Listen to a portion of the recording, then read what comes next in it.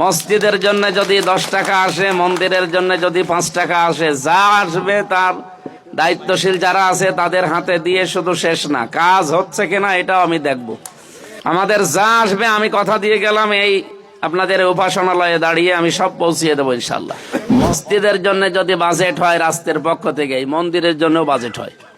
তো এই অবস্থা কেন? যারা ছিল দায়িত্বে তারা অবশ্যই মন্দিরের টাকা মেরে খেয়েছে।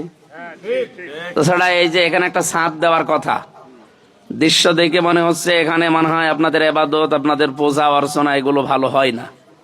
সুতরাং এবার আমরা কথা দিচ্ছি, যদি বাজেট যা আসবে, যেহেতু আমাদের পকেটে একটা টাকা ঢোকানো আমাদের ধর্ম অনুযায়ী হারাম, নিষিদ্ধ, এজন্য যা যেখানে আসবে আমি কথা দিচ্ছি ওই জায়গায় ওইটা পৌঁছিয়ে দেব।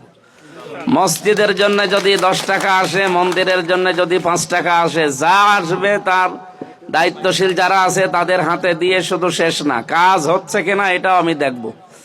কারণ আমার প্রত্যেকটা 138টা ওয়ার্ড আমার আন্ডারে, প্রত্যেকটা জায়গায় আমার সংগঠনের এবং 11 দলের লোকজনের সব সভাপতি আছে, সেক্রেটারি আছে, এবং যারা দায়িত্বশীল আছে তাদের কাছে দেওয়ার সময় কাজ হচ্ছে কিনা, শেষ হয়েছে কিনা। আর 100 টাকার 5 টাকা খরচ হবে, 95 টাকা সব মেরে খাবে না, এ সিস্টেম জামাত ইসলামীতে নেই। আমাদের যা আসবে আমি কথা দিয়ে গেলাম, এই আপনাদের উপাসনালয়ে দাঁড়িয়ে আমি সব পৌঁছিয়ে দেবো ইনশাল্লাহ।